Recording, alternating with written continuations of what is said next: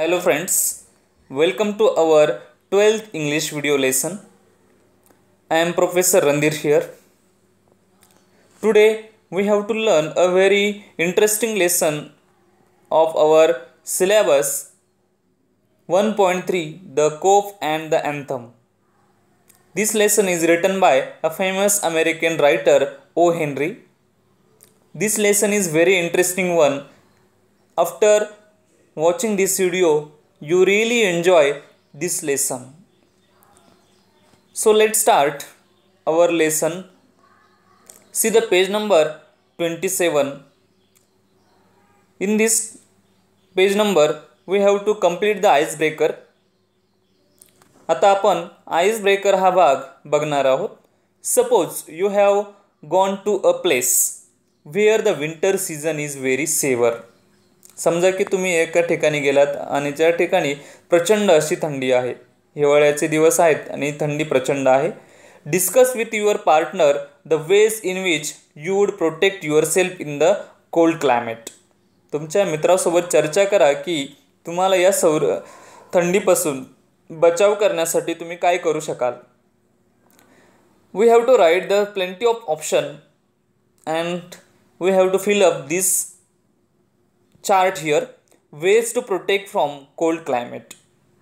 या ठिकाणी आपल्याला कोल्ड क्लायमेटपासून बचाव करण्यासाठी काही उपाय किंवा पर्याय शोधायचे आहेत.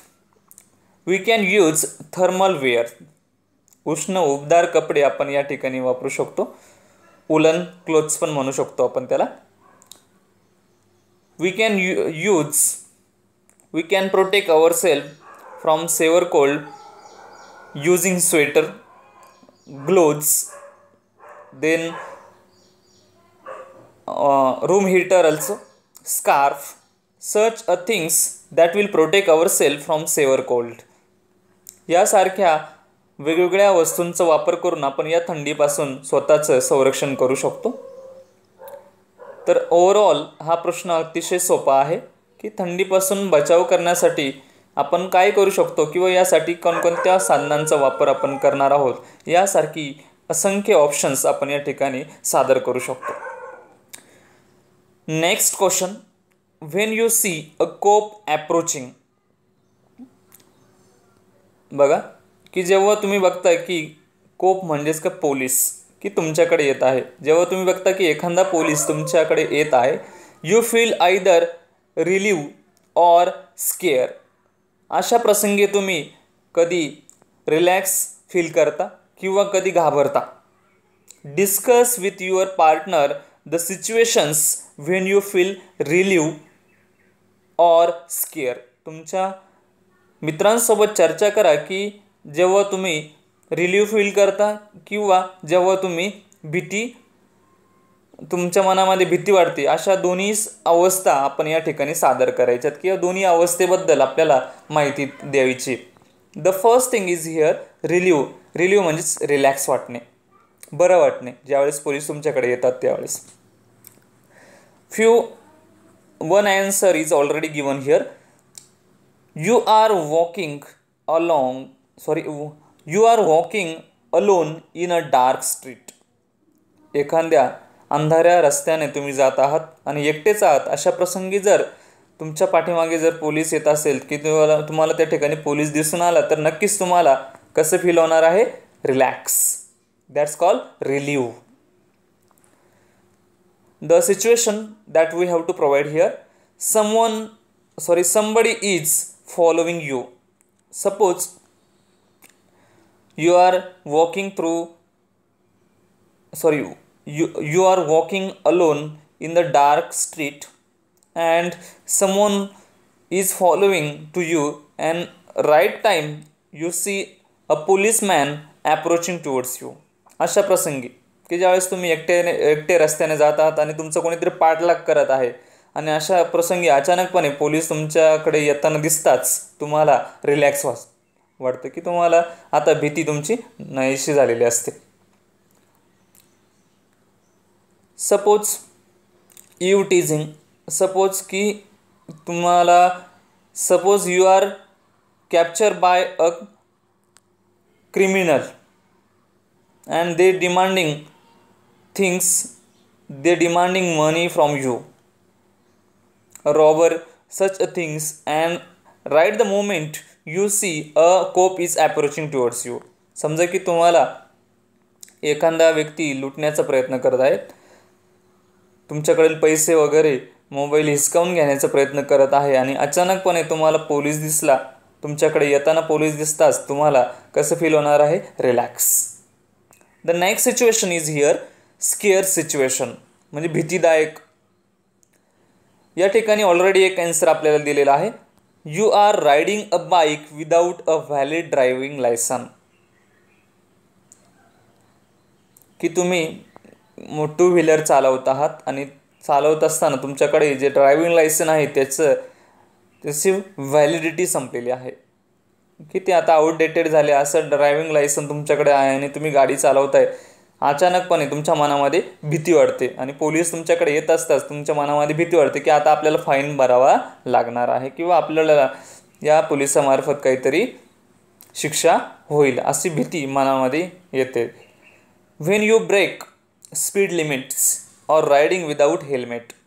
भीती केव्हा वाटते? When you riding a bike without helmet. Helmet न वापरता तुम्ही गाडी चालवताय अशा प्रसंगी सुद्धा भीती वाटते आणि त्यावेळेस पोलिसांनी तुम्हाला अडवलं की आपली भीती अधिकच वाढत असते. When you break a traffic signal ज्यावेळेस तुम्ही तोडता त्या प्रसंगी किंवा रॉंग साईडने तुम्ही गाडी चालवता त्यावेळेस. Or you carry more than 2 seats on your bike. तुमच्या गाडीवरती 2पेक्षा जास्त लोकांचं वाहतूक तुम्ही करताय अशा प्रसंगी सुद्धा ज्यावेळेस पोलीस तुमच्याकडे येतो त्यावेळेस तुमच्या मनामध्ये प्रचंड भीती निर्माण होते की यासारख्या दैनंदिन अनुभवांशी आपण अगदी जवळीकता आपल्याला दिसून येते किंवा हे दैनंदिन अनुभव आपलेच आहेत, आपल्याला माहिती आहेत. Next question, discuss some of the motivating things that you can change a person's life one is given. चर्चा करा की तुम्हाला मोटिवेशन प्रोत्साहित करणाऱ्या ज्या गोष्टी आहेत की त्यातून तुमचं जीवन काहीतरी विशेषपणे बदल होतील अशा मोटिवेशनल थिंग्ससाठी तुम्ही काय करणार आहात. यासाठी आपल्याला ऑलरेडी एक दिले, listening to a inspiring speech. Inspiration देणारे स्पीचेस तुम्ही ऐकणार आहात. There are option 2, reading autobiographies of great persons.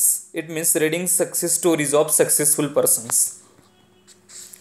Reading self-improvement book, for example motivational books by Robin Sharma. By following in the soul of good role model, for example Dr. APJ Abdul Kalam. Watching inspirational movies that will also provide you a lot of motivation. To help needy persons, to participate in extracurricular activities in junior college or in school level or college level. These are the things that will motivate you to change your life, or personal life changing moments is taken from such a things that will provide you a lot of relief, and this will lead you a good person. Friends, we have learned icebreaker here. See the next page number 28. Introduction of our writer. The title of our lesson, The Cope and the Anthem.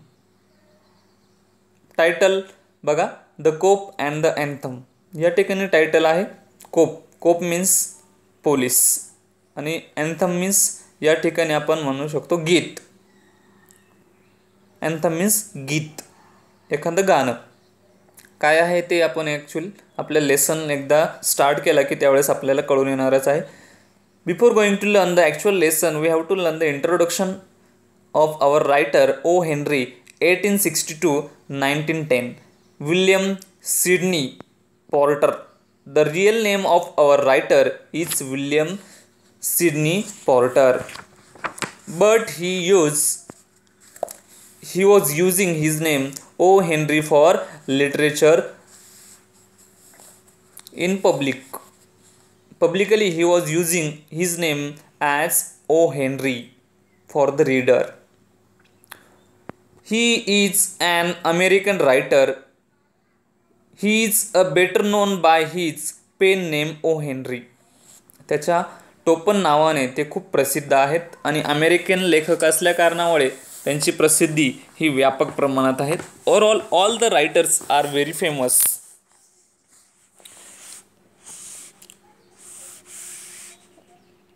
He was a voracious reader. The word used here, voracious. Voracious means वाचनाची प्रचंड आवड असलेला किंवा वाचनामध्ये reading extensively असा व्यक्ती यांची ओळख आहे. He was a voracious reader since childhood. बालपणापासून वाचनाची प्रचंड आवड. He started a humorous weekly. त्यांनी एक साप्ताहिक सुरू केलेलं होतं. ह्युमरस म्हणजेच की ज्यामध्ये ह्युमर आहे, हास्य विनोद या प्रकारच्या गोष्टींबद्दलचं एक वीकली म्हणजे साप्ताहिक चालू केलेलं होतं. त्याचं नाव होतं द रोलिंग स्टोन. त्या साप्ताहिकाचं नाव आहे the rolling stone. And when the venture fail. परंतु यामध्ये त्यांना काही विशेष यश मिळालं नाही. त्यांचं जे प्रयत्न आहे ते अपयशी ठरले. He join the Houston Post. त्यांनी ह्युस्टन पोस्ट हे जॉईन केलं ॲज अ रिपोर्टर. एक रिपोर्टर म्हणून या वृत्तपत्राशी त्यांनी काम सुरू केलं. Columnist and occasional cartoonist. Columnist आणि ऑक्युजनल कार्टुनिस्ट ही यासारखी कामं त्यांनी या न्यूजपेपरसाठी केलेली होती. The story the cop and the anthem is one of O Henry's well known stories. The cop and the anthem is one of the well known story of this writer. या लेखकाची अशी प्रचंड अशी प्रसिद्धी असलेले हे साहित्य आहे, स्टोरी आहे. To describe his style of writing people have often use the term smile with tears. त्यांचं साहित्य वाचत असताना लोक नेहमीच एक टर्म मनामध्ये ठेवायची. त्या टर्मचं नाव आहे स्माईल विथ टीयर्स. हास्य आणि अश्रू दोन्ही गोष्टी आपल्याला यामध्ये दिसून येणार आहेत. त्यांच्या स्टोरीमध्ये या गोष्टींचा विशेष असा समावेश असतो. Which implies his twisted way of thoughts. त्यातून त्यांना जे विचार मांडायचे ते विचार खरोखर आपल्याला मनामध्ये आनंद निर्माण करतात आणि त्या आनंदाच्या माध्यमातून आपल्या चुकासुद्धा ते दाखवून देत आहेत. He twisted way of thoughts and ending in almost every story. त्यातून नवीन काही ट्विस्ट निर्माण करण्याचा त्यांचा उद्देश असतो आणि काहीतरी मॉरल्स देण्याचा सुद्धा उद्देश असतो. In this story the main character Sophie. या स्टोरीमधील जे मुख्य कलाकार आहे मुख्य पात्र आहे त्याचं नाव आहे Soapy. Is a vagabond and a person with criminal background. हा जो व्यक्ती आहे हा भटकणारा आहे, होमलेस वंडरर पर्सन आहे आणि त्याला क्रिमिनल बॅकग्राऊंड असलेला व्यक्ती आहे. ते मेन कॅरेक्टर या ठिकाणी आहे. He makes different plans to reenter the prison. तो वेगवेगळे प्लॅन बनवतो की त्याला जेलमध्ये जाण्यासाठी, पुन्हा जेलमध्ये जाण्यासाठी. As he has no shelter to protect himself from the severe winter. खरं तर त्याला या प्रचंड थंडीपासून संरक्षण मिळवण्यासाठी पुन्हा एकदा जेलमध्ये जाण्यासाठी तो वेगवेगळी धडपड करत आहे, वेगवेगळे प्लॅन करत आहे. The story ends in an unexpected way. परंतु या स्टोरीमध्ये सोफी त्याच्या प्रयत्नामध्ये अपयशी ठरतो. अनएक्सपेक्टेड वे, जी आपण अपेक्षा व्यक्त करत असतो की सोफीला आता या ठिकाणी शेल्टर मिळणार आहे, थंडीपासून त्याचा बचाव होणार आहे, मात्र तसं काही होत नाही. O Henry has depicted Soapy's futile attempts to get arrested in very humorous vein. त्याचे वेगवेगळे प्रयत्न हे निष्फळ ठरतात आणि या निष्फळपणामध्ये त्याला जी अवहेलना होती त्याचं ह्युमरस मॅनरसुद्धा आपल्याला इथे दाखवलं आहे. त्याच्या जीवनामधील असलेले हास्यविनोद या सगळ्या गोष्टी किंवा त्याच्या जीवनातले जे कटुता या ठिकाणी दाखवण्यात आलेले आहे. The cop and the anthem is about freedom and confinement. यामध्ये लेसनमध्ये फ्रीडम म्हणजे स्वातंत्र्य आणि कन्फाइनमेंट म्हणजेच की तुरुंगवास किंवा जेल होणे. Initially Soapy feels that there is freedom from misery and worries in confinement. सोफीच्या दृष्टीने तुरुंगामध्ये त्याला स्वातंत्र्यपणा वाटतो, कारण की या जीवनामध्ये खूप मायझरी आहे, खूप यातना आहेत आणि या यातनांपासून जर त्याला वाचायचं असेल तर त्याला परिसन आवडतं. मुक्त संचारापेक्षा त्याला परिसनमध्ये राहणं चांगलं वाटतंय अशी त्याची एक भावना आहे. The notes of anthem transform him from which when and he resolve to work hard. एक गीत त्याचं जीवन बदलवतं आणि तो परिश्रम करायला लागतो. Soapy faces the irony of fate as the moment he realise the real freedom lies in the virtuous life. आणि त्याच्या या परिश्रमाचा परिणाम त्याच्या जीवनात सकारात्मक होतो आणि तो या जीवनाला आनंददायी जीवन बनवण्यासाठी धडपड करत असतो. He is taken into confinement but the incidents a bad patch is following him and finally he got arrested but now the season is changed. पण या ठिकाणी ऋतू मात्र बदललेला असतो आणि त्याचं अरेस्ट होऊन सुद्धा आता काही उपयोग होणार नाही. So friends, keep watching this video and learn all things that is given in this video. Thank you for watching. Thank you once again.